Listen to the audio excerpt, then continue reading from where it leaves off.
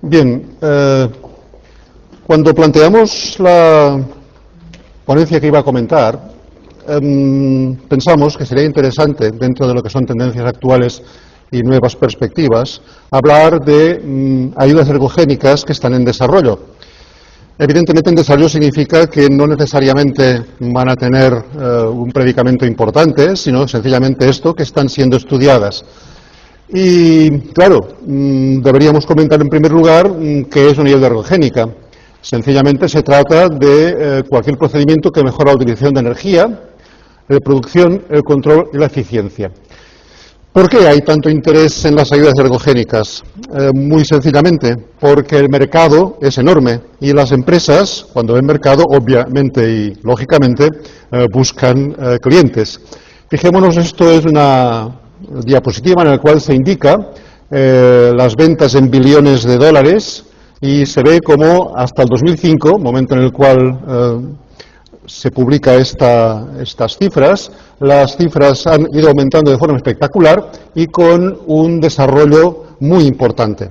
Como siempre, es en los Estados Unidos donde hay más datos en relación a comercialización y a incidencia de este tipo de productos, y fijémonos cómo casi el 60% de la población norteamericana consume suplementos nutricionales de forma regular. Es decir, realmente es un mercado muy importante. Más de 16,8 billones de dólares en el año 2000, hemos visto después que había aumentado, y fijémonos cómo aquí está desglosado en partidas.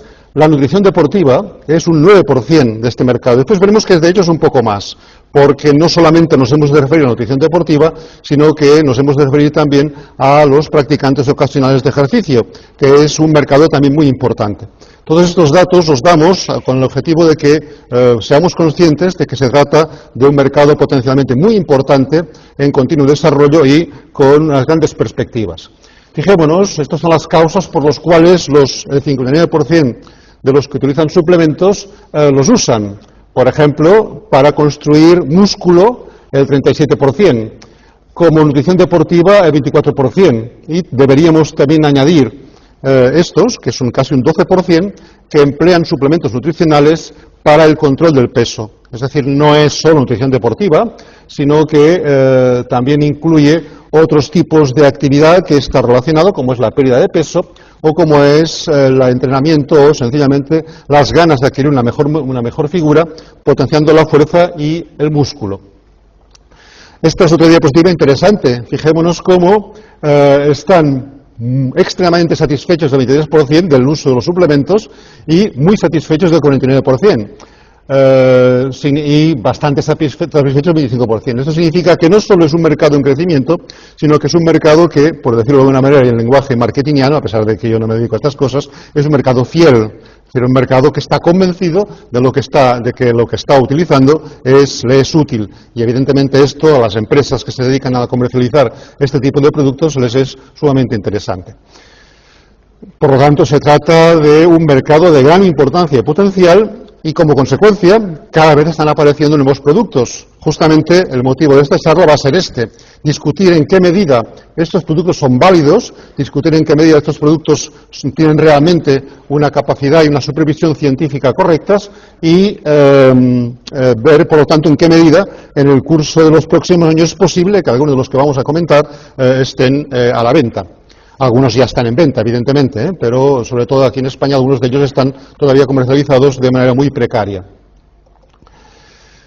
Uno de los aspectos más interesantes es comentar la diferencia entre suplemento y ayuda ergogénica. No es fácil de hacer porque, claro, un fármaco también es una ayuda ergogénica. Sencillamente es todo aquello que incrementa el rendimiento o bien facilita la recuperación. Cuando esta ayuda ergogénica es de este tipo, se trata de añadir componentes nutricionales a la dieta, por lo tanto, incluiría las vitaminas, los minerales, los aminoácidos, los herbodietéticos, los metabolitos, combinaciones de ellos. Cuando este suplemento, cuando esta ayuda ergogénica es de carácter nutricional, es cuando hablamos propiamente de suplemento dietético como ayuda ergogénica. ¿Qué van a hacer estos suplementos? Pues van a hacer muchos tipos distintos de actividad. En unos casos se trata de incrementar el suministro de combustible. con lo cual puede aumentar el rendimiento, la fuerza, el nivel de entrenamiento muy importante. Muchos de los suplementos no tratan directamente de mejorar la actividad, sino de incrementar la tolerancia al entrenamiento y, sobre todo, como vemos, una de las formas de incrementar la tolerancia al entrenamiento es actuar sobre la fatiga. Y actuar también, más que sobre la fatiga aguda, que también, sobre el a nivel del sobreentrenamiento. Algunos de los complementos o suplementos dietéticos de los cuales hablaré justamente tienen este objetivo. Tratan de limitar los efectos desfavorables del sobreentrenamiento, por ejemplo, potenciando la capacidad de respuesta inmune, como veremos. ¿Esto qué significa? Sencillamente que el deportista está menos fatigado, está menos sobreentrenado y, por lo tanto, es más capaz de poder trabajar en condiciones de actividad física y de tolerar, pues, el entrenamiento. Muy importante esto que vemos aquí. No se trata de sustituir nada, ni la dieta, ni el entrenamiento. El suplemento únicamente, que además veremos que su importancia real es muy relativa, a pesar de lo que muchas veces crean los propios deportistas o hagan creer los fabricantes de ayudas ergogénicas, realmente en el rendimiento lo que participa, lo que interviene es la dieta correcta y además también el buen entrenamiento. Otros aspectos importantes, eso está relativamente de actualidad. A veces los suplementos nutricionales de tipo ergogénico pueden contener dopantes. Esto es relativamente discutible y pertenece a la leyenda negra. El por qué pueden dar dopaje positivo una sustancia que en principio es suplemento nutricional. Hay muchos motivos. Es interesante comentar el detalle del triptófano. El triptófano, que es un suplemento nutricional perfectamente lícito, durante un tiempo estuvo prohibido, hasta el año 2000 aproximadamente, estuvo prohibido en los Estados Unidos por un motivo. Porque el principal fabricante de triptófano, que era una empresa japonesa, tuvo un error en la producción y, por decirlo en lenguaje vulgar, en la olla de fabricación de triptófano se fabricó previamente un compuesto relativamente tóxico. Y como consecuencia de una mala praxis de tipo industrial, en esta olla quedaron restos de componente tóxico y la partida correspondiente de triptófano era tóxica. Claro, hasta que esto no se aclaró, pasaron 6 o 7 años en los cuales el triptófano estuvo por parte de la FDA, que es la organización que se dedica al control de los productos alimentarios y de los medicamentos, lo prohibió. Claro, entonces todavía existe esta, entre comillas, fama desfavorable del triptófano. No tiene ningún tipo de aspecto perjudicial. Ocurrió esto, a pesar de que hay discusiones, ahora no es el momento de entrar en esto, pero evidentemente el motivo por el cual se discutió la posible toxicidad del triptófano es este. Puede contener dopantes por una razón muy sencilla, porque a veces, y esto sigue siendo leyenda negra, a veces esto se dice, no corresponde al mercado español, pero sí al mercado estadounidense. Ayudas ergogénicas libres de dopantes pueden ser, entre comillas, enriquecidas con dopantes para obtener un mayor rendimiento. O bien hay algunos tipos de ayuda ergogénica, como es el Tribulus terrestris. Esto está muy discutido también, que actúa, es una sustancia de tipo vegetal, que actúa, parece ser, incrementando la producción endógena de testosterona. Claro, entonces la producción endógena de testosterona se sitúa por encima de los niveles límites tolerables y, por lo tanto, de cierta forma, puede contribuir a dar dopaje positivo.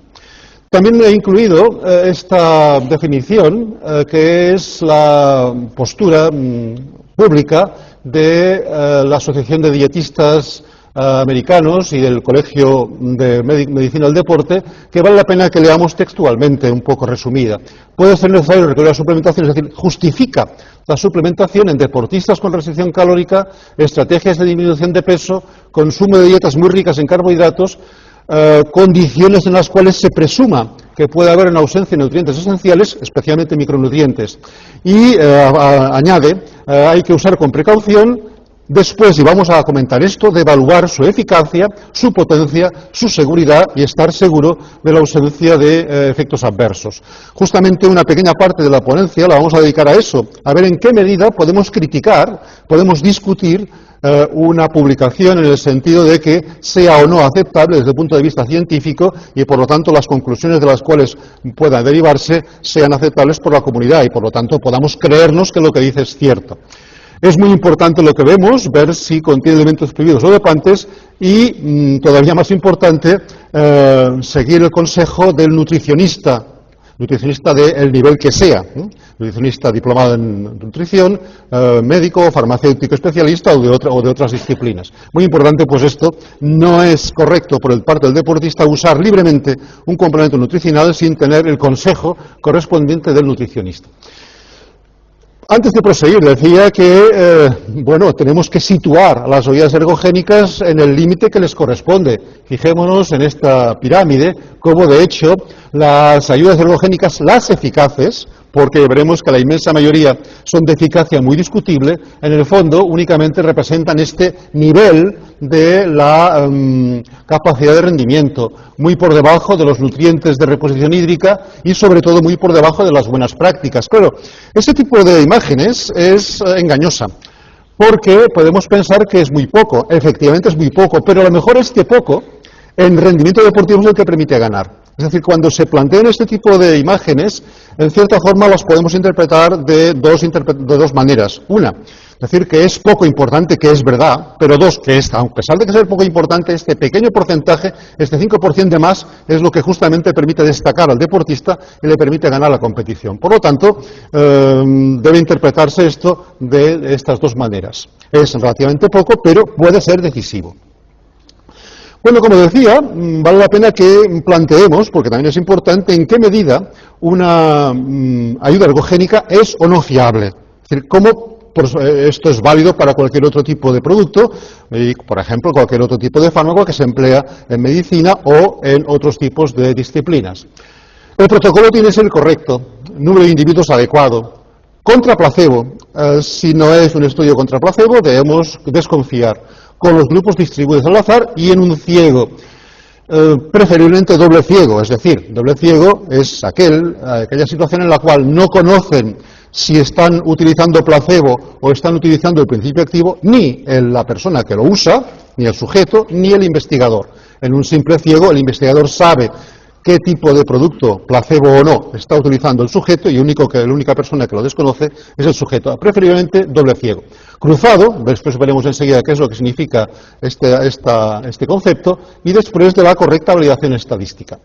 El placebo, esto es bastante interesante y a menudo cuando hablo de estas cosas me gusta poner esta diapositiva, porque el efecto placebo es muy claro, lo veremos después justamente en un experimento clásico de los años 70 en deportistas que entrenaban, y veremos cómo el efecto placebo es muy importante. No solamente eso, sino que influyen aspectos que a veces no son tenidos en cuenta, o sí, por las empresas que fabrican determinados productos ergogénicos. Por ejemplo, la forma de presentación. El efecto placebo es mucho mayor con inyectables que con productos bebibles. Y cuando son productos bebibles varía en función de si es un sobre, si es un comprimido, si es una cápsula o es una grajea. Por lo tanto, eso significa que el placebo puede tener más o menos efectos. El tamaño. Curiosamente, tienen más efecto placebo los productos de gran tamaño y los productos de muy pequeño tamaño. De manera que una parte de alguna disciplina médica que usa justamente comprimidos de muy pequeño tamaño, en parte, aunque no sea a veces consciente de ello, explota la eficacia del posible efecto placebo. Es decir, tomar muchos comprimiditos pequeños es mucho más efectivo que tomar un solo comprimido de tamaño medio. Y también tomar un comprimido grande, que es más placebo que un comprimido mediano. El sabor, eso es un aspecto muy interesante, porque evidentemente un medicamento demasiado bueno de tomar seguramente no es tan correcto y por lo tanto tendría, en este caso, si fuera un placebo, menos efecto. Pero también saben los fabricantes que si el sabor es muy desagradable, después el mercado no los acepta. Por lo tanto hay que buscar un sabor que no sea ni muy bueno ni muy malo. Ni muy bueno porque hace menos efecto, ni muy malo porque después la gente no lo toma. Por lo tanto, el sabor es también importante. El color, eso también es muy interesante. Hay una forma de tratamiento de la fatiga que se usó en fútbol hace unos tiempos y se emplea en otras disciplinas, en virtud de los cuales, según el color con el cual se pinta el vestuario, se infunde un tipo de sensación u otra. Es decir, los colores azules más bien tienen tendencia a relajar, los colores rojos son colores activos, de manera que si interesa que el colectivo incremente su actividad, se le pone un vestuario rojo, si interesa que se sede, se le pone un vestuario azul. Y el precio, evidentemente, cuanto más caro es el medicamento, más efectivo es decir, cuanto más caro es el placebo, también más efectivo es. Aquí tenemos lo que decía, un estudio muy clásico. Este es seguimiento en semanas de un tratamiento de entrenamiento por la fuerza, con la cual tenemos esta ganancia, y el mismo tratamiento usando un placebo. Y fijémonos cómo claramente se dispara para arriba, gracias al efecto placebo, el incremento de la fuerza. Otra cosa que es interesante, el placebo debe ser inerte, cosa que no es. La doctora Lizarra, según tengo entendido, después les hablará del suero de leche como nutrición deportiva. Claro, la mayoría de estudios que emplean suero de leche como placebo, en realidad no están usando un placebo, porque esto es un componente nutricional. Y en ese sentido, después veremos un poco el tema del calostro, y lo enfrentan como placebo al suero de leche. Claro, el suero de leche no es un placebo. ¿Qué pasa? Que es prácticamente imposible encontrar un placebo que sea organolépticamente igual que el calostro y que no sea suero de leche. Pero claro, entonces no es un auténtico placebo, como veremos. Bien, este es un modelo de ejercicio con validez, de ejercicio de investigación con validez. Se trata de dos grupos, grupo A y grupo B. Por ejemplo, el grupo A emplea en una primera fase la sustancia activa, mientras que el grupo B usa el placebo. Se hace una evaluación inicial, 21 días de tratamiento, se deja el tratamiento, se hace una segunda evaluación y luego se cruza, de forma que el grupo B, que antes había empleado el placebo, usa ahora el principio activo, mientras que el grupo A, que antes había utilizado el principio activo, usa ahora el placebo. 21 días más y una tercera evaluación. Cuando hay diferencias significativas entre estos niveles de evaluación, podemos colegir. Esto también es discutible, no vamos ahora, tampoco soy un experto en validez estadística y científica de resultados, pero es discutible, pero es interesante que realmente cuando este estudio se plantea de esta forma, tiene una cierta garantía de verosimilitud. Justamente estos son los aspectos que debemos contemplar, los pasaremos muy deprisa. La fuente de información, la revista, si es buena o es mala, si tiene un buen índice de impacto o no. El número de artículos, un solo artículo es discutible, cuando aparecen 20 artículos es más fiable. El rigor metodológico, el tipo de muestra, la evaluación crítica de resultados y sobre todo la experiencia. Es decir, cuando hace un año o dos que han empezado a salir artículos en relación a aquel producto, es menos de fiar que cuando hace 10 años que están saliendo artículos favorables en relación a aquel producto. Los autores, el grado académico, no, tampoco queremos ser demasiado elitistas, pero es evidente que en función del prestigio personal del autor vale más o menos el resultado de la investigación. El análisis crítico, desconfiar si resulta que la interpretación nos dice que aquel producto es extraordinario. Si se usa en población normal o con patologías, esto pasa, por ejemplo, con los probióticos, como veremos. Veremos que los probióticos en población con patología tienen mucho más efectos favorables que en poblaciones normales.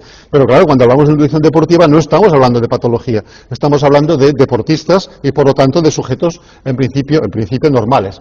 El tipo de entrenamiento seguido. Promesas del tipo tal suplemento le hará perder peso, o cuando se garantiza una mejora rápida, y esto a veces, sobre todo en revistas de poco prestigio, puede salir publicado. Esto es muy discutible y poco de fiar. Si hablan de algún componente secreto, la comunidad científica no acepta el secreto profesional, el secreto de formulación, por lo tanto, tiene que haber una constancia en todos los ingredientes.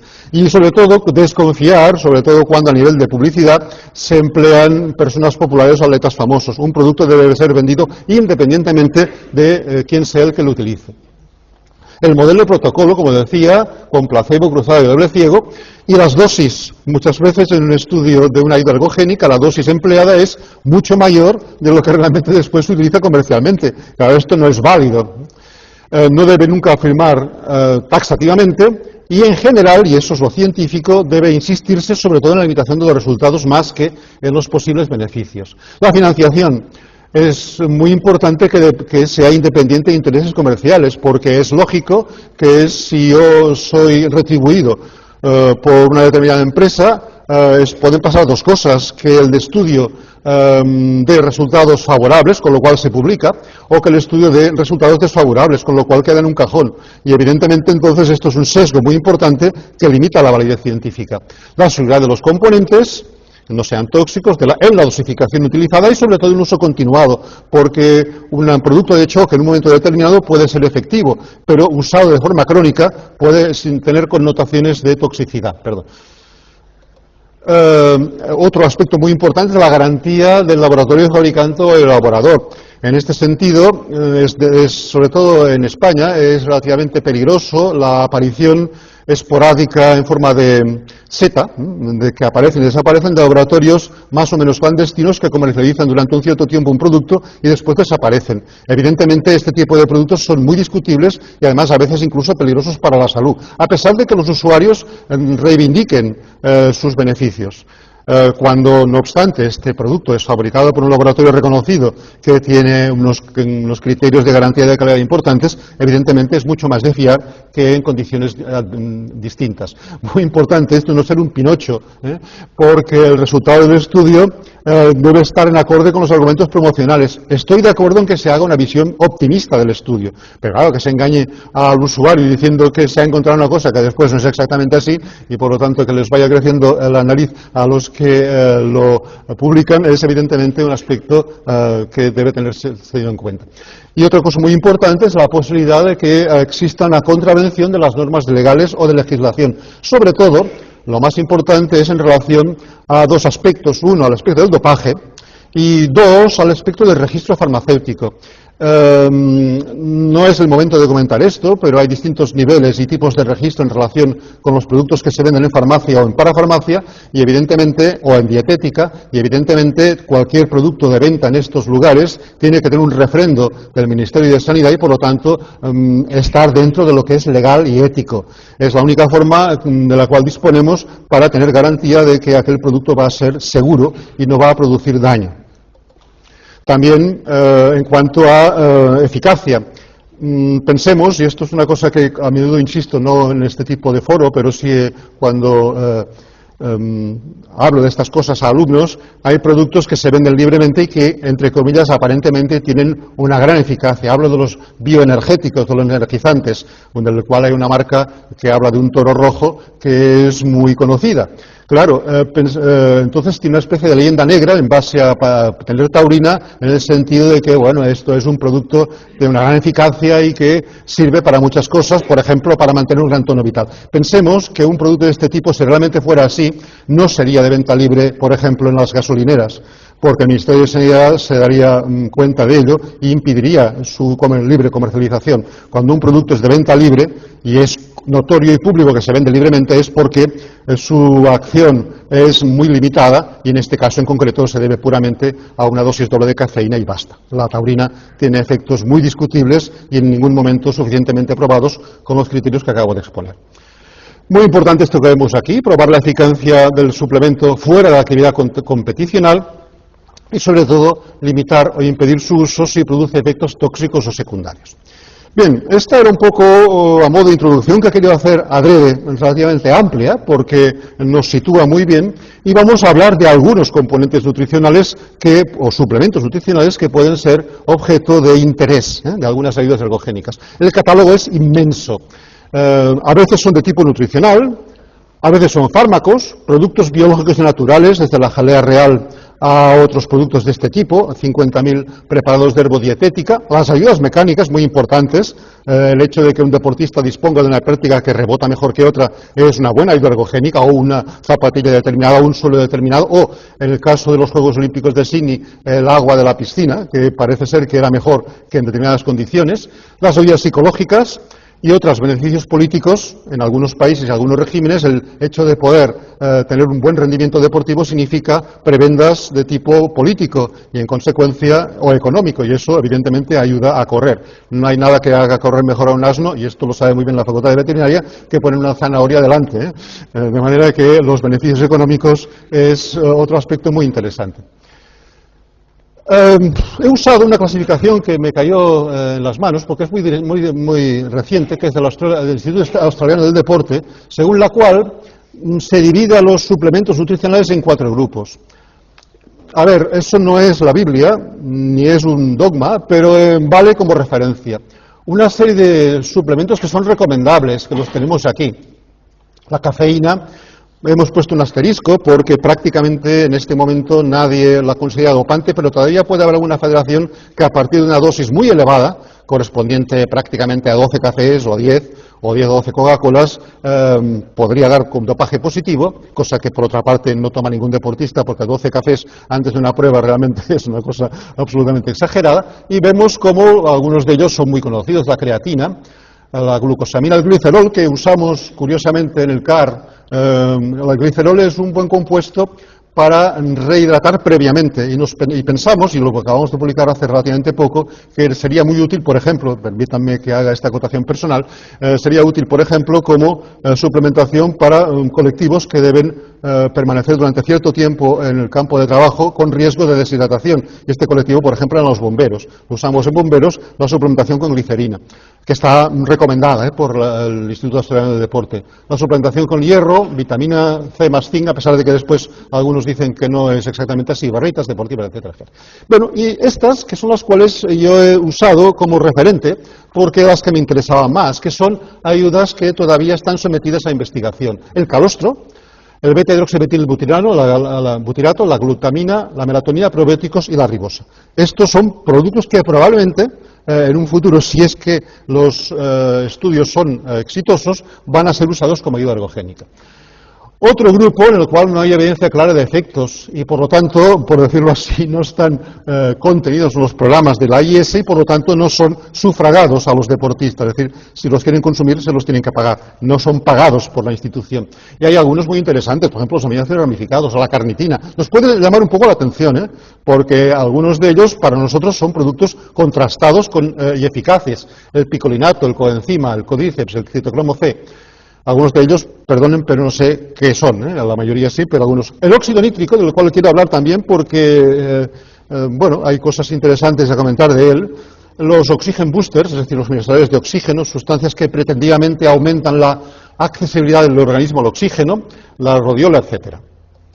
Y algunas que son no usables. Evidentemente, la mayoría de ellas son dopantes, todas estas que vemos aquí, o el tríbulos terrestres, de los cuales hablaba antes, que como que parece ser que estimula la producción endógena de testosterona, tiene ciertas características que desaconsejan su uso por parte de la AIS. Claro, y justamente en consideración al patrocinador, y me permitirán, vamos a hablar de dos complementos que tienen que ver con la leche, o por lo menos de los derivados de la leche, prebióticos y el calostro. Y después trataré un poco también, en esta nueva perspectiva, de otro tipo de complemento que es interesante, que está saliendo actualmente y que es de novedad, como es el óxido nítrico. Probióticos son todo aquello que aporta los gérmenes de la flora intestinal. ¿Y qué son los probióticos? Sencillamente, según esta definición, son los microorganismos vivos que se suministran y que permiten actuar de forma favorable, mejorando el balance microbiano intestinal. Hay muchas especies de probióticos, las principales son las Bifidobacterium y las lactobacilos. Con los probióticos se establece una simbiosis. El huésped da al probiótico, a esta levadura o esta bacteria, alimento, soporte, protección y residencia, medio de cultivo, y las bacterias proporcionan una serie de beneficios a partir de los cuales podemos proporcionarlas de muchas formas, o en forma de bote, como hemos visto antes, o bien como alimentos naturales, desde el vino hasta los quesos, pasando por el yogur y determinados alimentos nutricionales de tipo lactofrutal, y que producen pues una serie de beneficios que desde el punto de vista de ayuda ergogénica son muy interesantes. Hablaba hace un momento y lo veremos en una diapositiva, de las modificaciones de la inmunidad en condiciones de sobreentrenamiento. Eso va a ser muy útil porque los probióticos incrementan la secreción de inmunoglobulina A. Este es el anticuerpo que se secreta por la saliva y por lo tanto aquel que nos defiende en la puerta de entrada de infecciones, la fagocitosis, por lo tanto la capacidad de destruir gérmenes y incremento de determinadas poblaciones de linfocitos. Si me disculpan, como que hablo mucho y rápido, voy a beber un poco de agua, lo voy a hacer de forma poco educada. Ya. Y, por lo tanto, determinadas poblaciones linfocíticas, en frente a las cuales estos lactobacilos pueden ser favorables. Otro aspecto muy interesante, que curiosamente se escapa un poco en relación a la suplementación deportiva, son la actividad de los lactobacilos en trastornos gastrointestinales.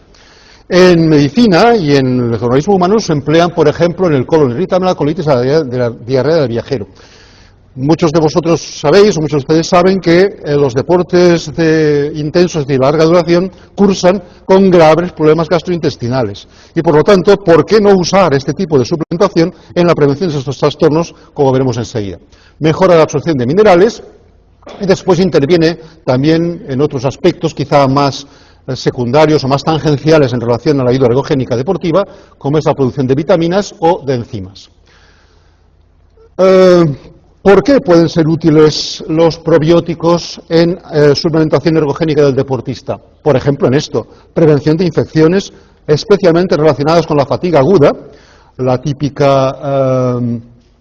típico resfriado o gastroenteritis del deportista después de un entrenamiento muy intenso o de una prueba muy intensa o del maratoniano, y sobre todo también, como cosa que creo que vale la pena investigar, el tratamiento de los trastornos gastrointestinales derivados de la práctica deportiva intensa.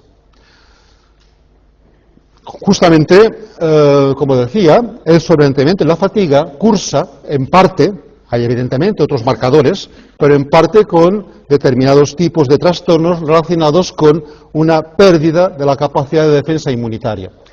Por ejemplo, la mayor susceptibilidad a alergia y las infecciones víricas. Por ejemplo, determinados estadios de inflamación de ganglios linfáticos, dificultades en la cicatrización de pequeñas heridas. Esto es característico del sobreentrenamiento, cosa que a menudo no se contempla. Disminución de la actividad de toda una serie de poblaciones relacionadas con la inmunidad. La eosinofilia y otros tipos de alteraciones más específicas, más concretas, que definen esta disminución de la inmunocompetencia como consecuencia del entrenamiento. Eso puede ser tratable con probióticos. Y justamente es lo que vamos a tratar de ver.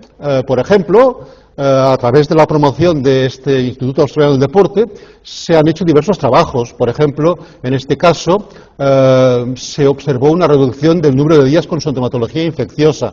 Pero, en este otro caso, cosa que ocurre mucho, afortunadamente, cuando vemos este tipo de estudios nos podemos fiar de la ayuda ergogénica, porque esto quiere decir que es verídico. Hay gente que encuentra cosas favorables y gente que no encuentra cosas favorables, y por lo tanto el cuento no es tan bonito y tan exacto como podía parecer en principio.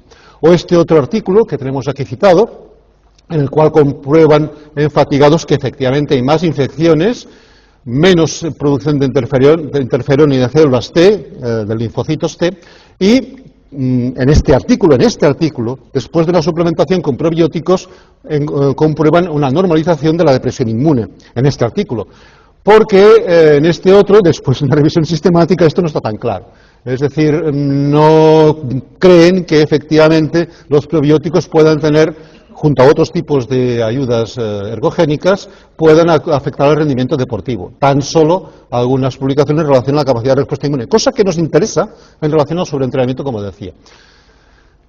Este otro estudio, en el cual que lo valoran la incidencia de asma y alergias en maratonianos, encuentran cómo la incidencia de este tipo de trastornos es semejante a la población de referencia y por lo tanto no hay diferencias en la prevalencia entre los tratados con los no tratados. Es decir, otro estudio en el cual, bueno, este no nos sale.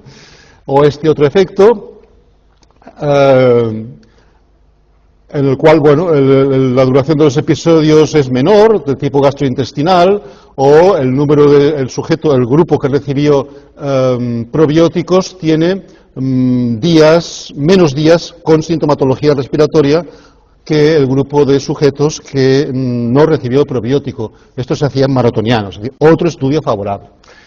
Y compulsión sugestiva que les decía, es el uso de probióticos en el tratamiento de los trastornos gastrointestinales del corredor, que van desde la pirosis a los vómitos, permítanme las ventosidades expelidas por el ano, el dolor cólicos de tipo flatulento, las diarreas o el flato o el cólico también. Por lo tanto, en este tipo de trastornos es posible, es una posibilidad, que este tipo de preparados, como ocurre en la población sedentaria y como ocurre en el tratamiento con probióticos, pudiera tener efecto antes, este tipo de trastornos que aparecen antes, durante y después del ejercicio. Por lo tanto, suplementación con probióticos como conclusión puede ser interesante y beneficioso en el tratamiento de la respuesta inmune, o también, cosa que está muy poco estudiada, en el tratamiento de trastornos gastrointestinales después de la competición, aunque no mejore el rendimiento deportivo. Segunda ayuda ergogénica, calostro. Ya sabemos que el calostro es la leche inicial justo después del parto y habitualmente lo que se consume por parte de, como ayuda ergogénica es el calostro de origen bovino.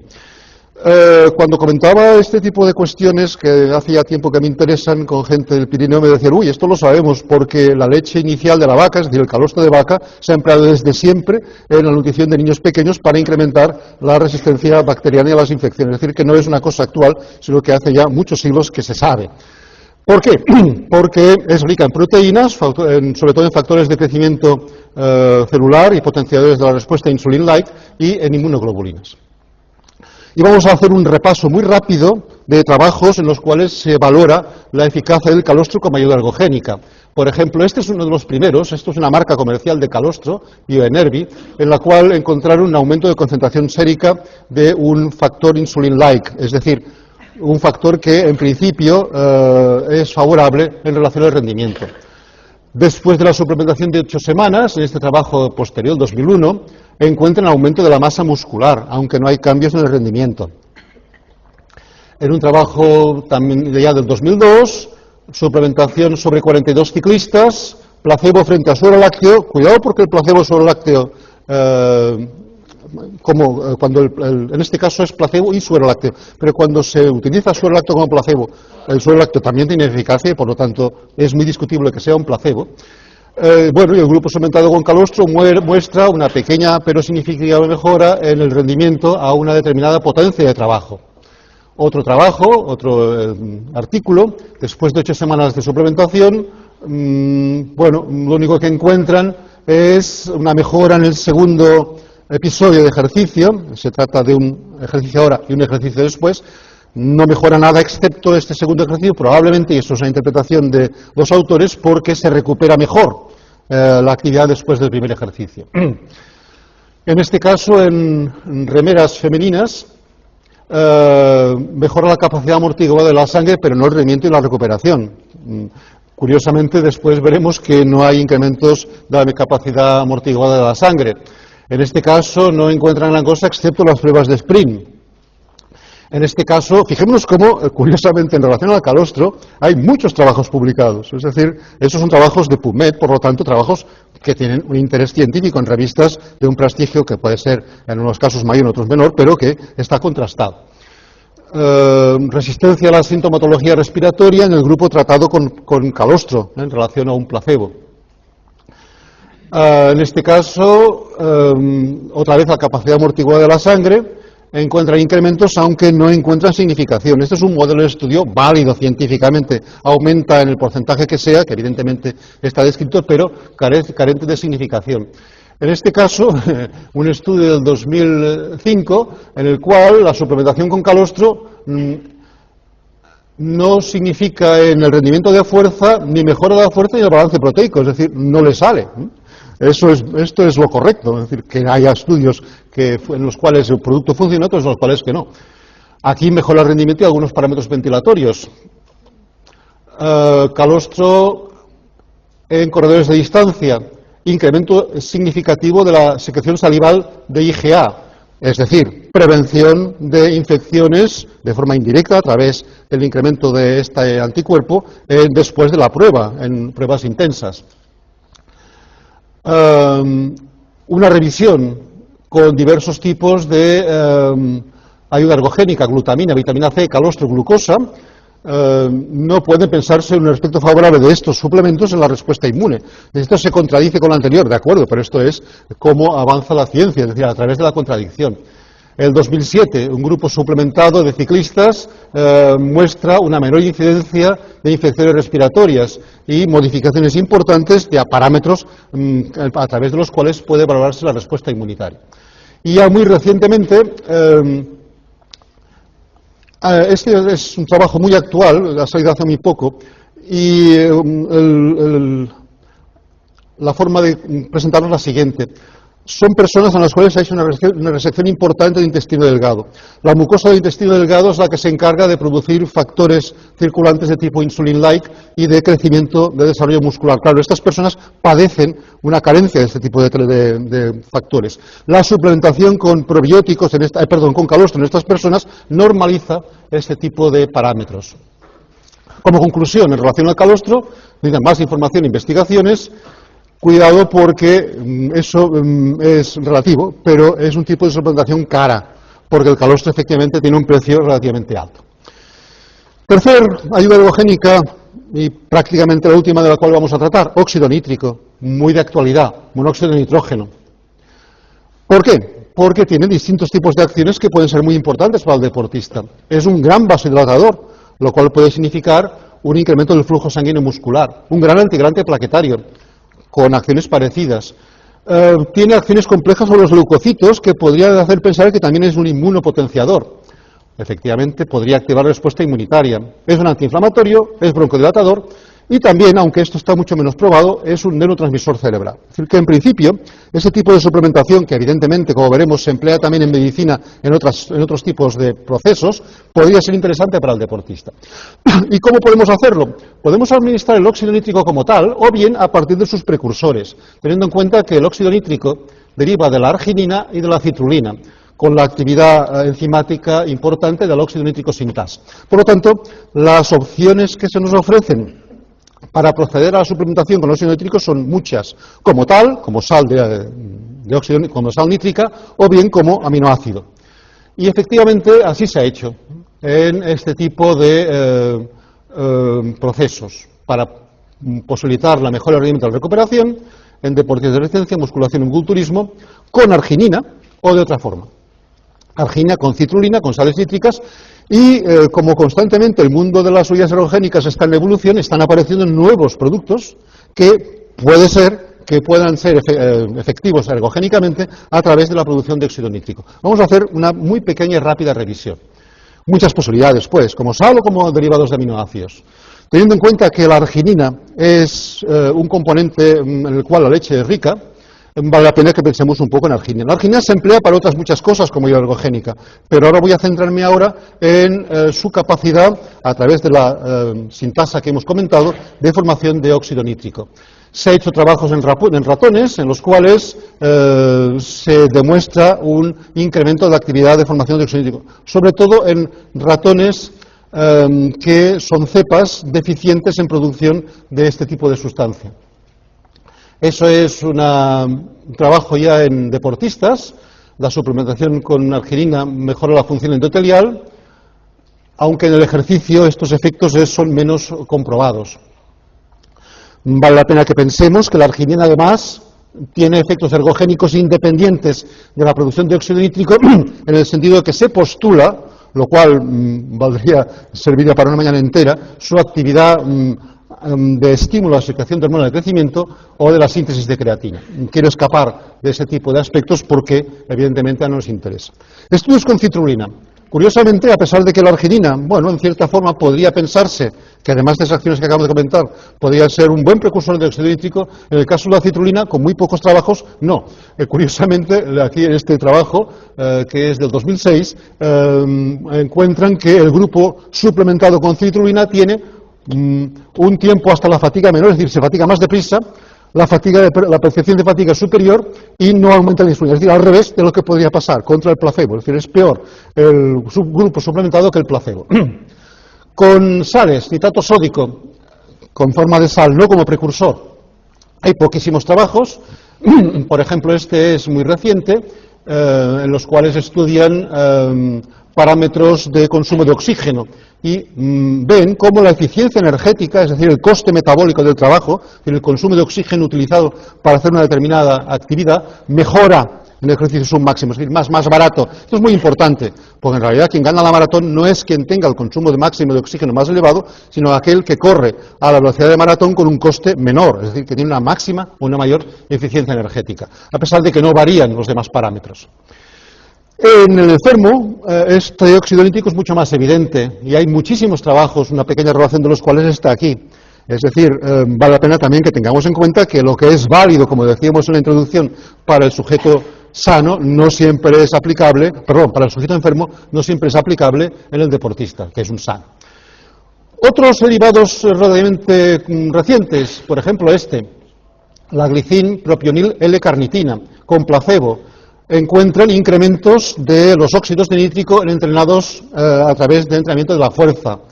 Lo que pasa es que, curiosamente, es otro aspecto que no he comentado en la introducción, pero bueno, que tengamos en cuenta, y es que hay sujetos que responden muy bien y sujetos que responden muy mal. Con lo cual, cuando se hace la valoración estadística, el resultado, entonces, justamente por eso, carece de significación. Eso eran 15 sujetos, en los cuales fijémonos como estos dos, que vemos aquí, y tienen valores menores en el placebo que en el principio activo. Por lo tanto, en estos dos casos, se trata de sujetos no respondedores, con lo cual, claro, la valoración estadística se les estropea. En este caso, entrenamiento con aerobio, curiosamente no encuentran modificaciones del rendimiento. Otro, la arginina cetoglutarato, alias AAKG, que es nuevo también.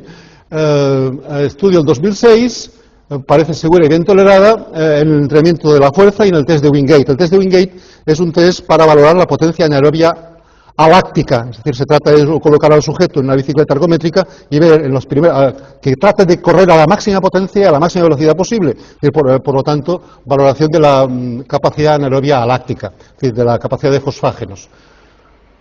Conclusión, arginino-citrulina, no hay evidencias de que aumente el óxido nítrico.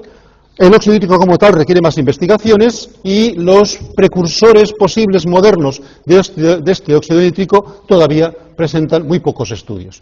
Por cierto, que óxido nítrico tiene una gran excepción, que es esta que vemos aquí, la Viagra. Otras alternativas, ya para terminar, sencillamente para ver cómo hay otras opciones. Un grupo sobre el cual se está trabajando es el siguiente: para conseguir tener más proteínas no solamente podemos activar la síntesis, sino inhibir la catabolización. En este sentido se está trabajando con leucina, con alfa-cetoisocaproato o con beta-hidroximetilbutirato, que son por decirlo así, otro tipo de forma de intervención como hidrogénica por el cual valdría la pena también trabajar. Y etcétera, etcétera, etcétera, porque realmente el grupo del cual hemos tratado de comentar en esta ponencia es muy complejo, muy largo, pero evidentemente muy interesante. Muchas gracias.